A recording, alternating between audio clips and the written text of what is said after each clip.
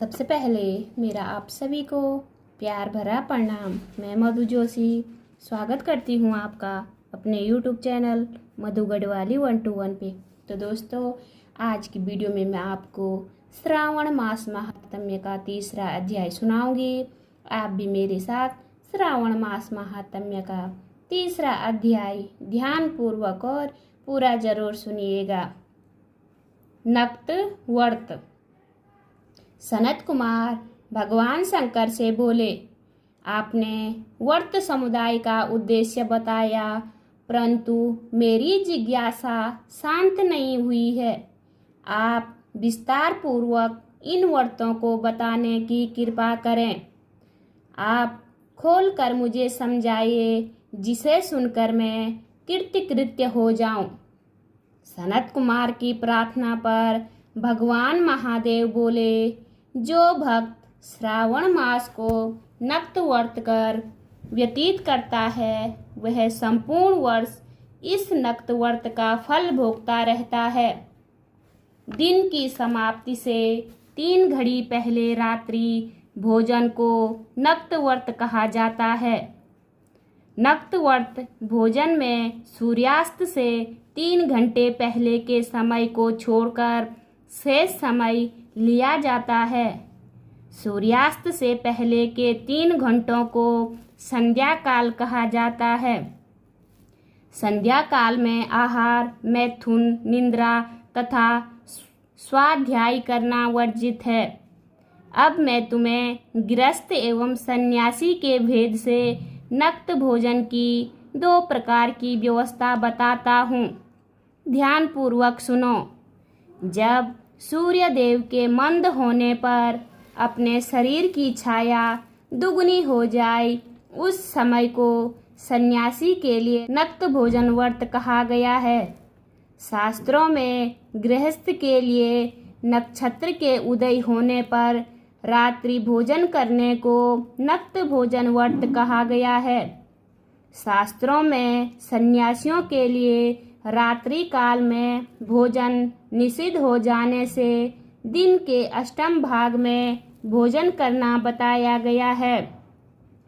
गृहस्थी को विधि द्वारा रात्रि में नक्त व्रत का भोजन करना चाहिए।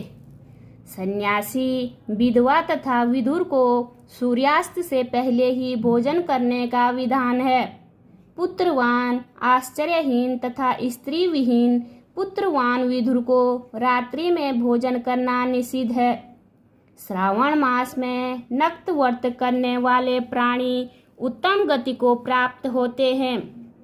श्रावण मास के प्रारंभ होने पर प्रतिपदा तिथि में प्रातः काल मनुष्य यह प्रतिज्ञा करे कि मैं पूरे श्रावण मास में ब्रह्मचर्या का पालन करूंगा तथा प्रतिदिन स्नान करूंगा। नक्त व्रत, रात्रि शयन तथा अन्य प्राणियों पर दया भाव रखूंगा।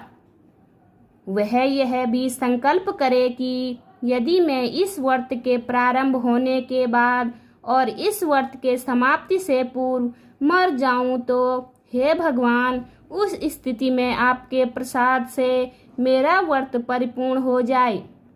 नक्त व्रत करता हुआ प्राणी मुझे अति प्रिय हो जाता है।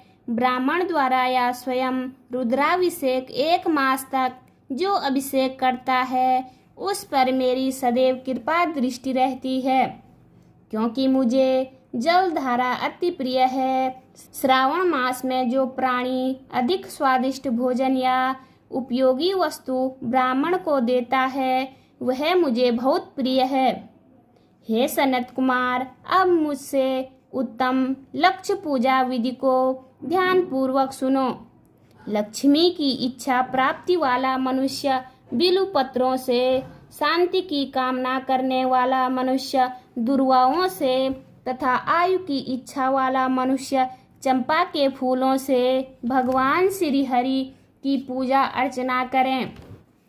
विद्या की इच्छा रखने वाला व्यक्ति मल्लिका तथा चमेली के फूलों से पूजा अर्चना करें। तुलसी दल से भगवान श्री हरि और मैं स्वयं प्रसन्न होते हैं। पुत्र की कामना रखने वाला व्यक्ति कटेरी के फूलों से पूजा अर्चना करें। जिसे बुरे बुरे स्वप्न दिखाई देते हो वह उनके नाश के लिए उत्तम धान्य से पूजा अर्चना करें। देव के सम्मुख रंग बलि, पद्म, स्वास्तिक और चक्र आदि बनाकर भगवान विभु की पूजा अर्चना करें। संपूर्ण कामनाओं की पूर्ति के लिए सब पुष्पों से मनुष्य को पूजा अर्चना करनी चाहिए। लक्ष्मी पूजा करने से मैं भगवान शिव सदा प्रसन्न रहता हूँ। अंत में उद्यापन करना चाहिए। उद्यापन के लिए मंडप बनवाकर उसके तीसरे भाग में वेदी बनानी चाहिए। पुण्याय वाचन कर आचार्य का वरण करना चाहिए। मंडप में बैठकर रात्रि जागरण कर वेद पाठ कराना चाहिए। वेदी पर उत्तम चक्र बनाकर उसके मध्य भाग में चावलों से सुंदर कैलाश का निर्माण करना चाहिए। उस वेदी में यथास्थान तांबे का कलश स्थापित करना चाहिए। उसमें पंच पल्लव तथा सूक्ष्म वस्त्र रखने चाहिए। उसमें भगवान शंकर की स्वर्ण की मूर्ति को पंचामृत से स्नान कराकर स्थापित कर अर्चना करें। नैवेद्य युक्त धूप, दीप, गीत, वाद्य, नृत्य तथा वेद शास्त्र पुराण द्वारा रात्रि में जागरण करना चाहिए तथा प्रातः काल होने पर स्नान करना चाहिए। पवित्र शास्त्र विधान से वेदी बनानी चाहिए। तिल, घी, पायस, मूल मंत्र, गायत्री, शिव सहस्त्र नाम से हवन करना चाहिए। जिस मंत्र से पूजन किया है उसी मंत्र से हवन करना चाहिए। खांड, घी, चावल से हवन करना चाहिए। हवन समाप्ति पर पूर्णा आहुति देनी चाहिए। प्रातः वस्त्र, अलंकार, आभूषण से आचार्य का अर्चन करना चाहिए। ब्राह्मणों का पूजन कर उन्हें दक्षिणा देनी चाहिए। जिन मंत्रों से भगवान शिव की लक्ष्य पूजा की है उन चीज़ों को दान करना चाहिए। स्वर्ण निर्मित भगवान शंकर की मूर्ति का अर्चन करें। यदि 1 महीने तक दीप जलाया हो तो उसको दान में देना चाहिए। संपूर्ण इच्छाओं की सिद्धि हेतु स्वर्ण की बत्ती, चांदी का निर्मित दीप बनवाकर उसमें गौ का घी भरकर दान देना चाहिए। ब्राह्मणों को भोजन कराकर दक्षिणा दें। इस प्रकार जो मेरी अर्चना करता है मैं उस पर सदैव प्रसन्न रहता हूँ। जो मनुष्य श्रावण मास में अपनी प्यारी वस्तु का त्याग करता है और वह मुझे अर्पण की जाती है तो हे मुने उस फल को सुनो। इस लोक में तथा परलोक में वह वस्तु लाख गुना होकर मिलती है।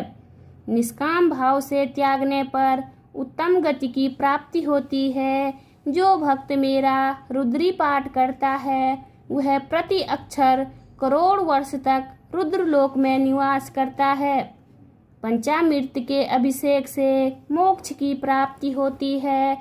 श्रावण मास में धरती पर सोने वाले मनुष्य को हाथी दांत से बनी हुई या चंदन निर्मित नवरत्न से जड़ी हुई मृदु गरुड़ चिन्ह वाली रुई से भरी हुई रजाई और तकिया से संपन्न सैया प्राप्त होती है।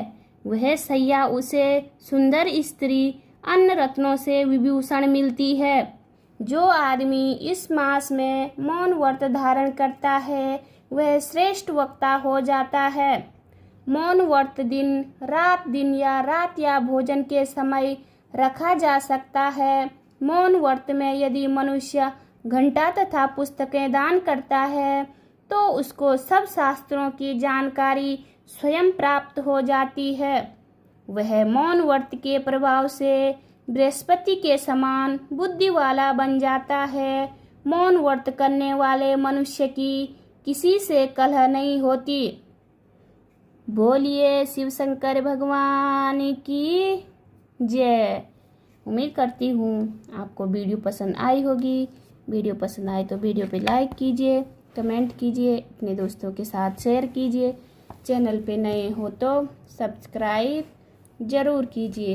मैं मधु जोशी मिलती हूँ आपको अगली वीडियो में। तब तक के लिए बाय बाय, धन्यवाद।